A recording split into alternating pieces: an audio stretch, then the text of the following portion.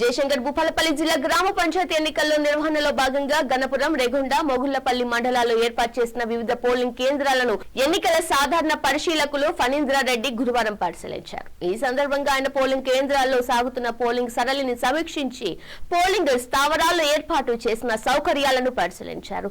ఓటర్లు ఎలాంటి ఇబ్బందులు లేకుండా తమ ఓటు హక్కును వినియోగించుకునేందుకు ప్రతి పోలింగ్ కేంద్రంలో తగిన చర్యలు తీసుకోవాలని సంబంధిత అధికారులకు సూచించారు.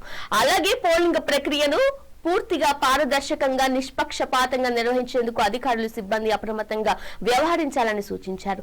ఎటువంటి వివాదాలు, అంతరాయాలు లేకుండా ఎన్నికల ప్రక్రియ సజావుగా కొనసాగుతున్నట్లు ఆయన పేర్కొన్నారు.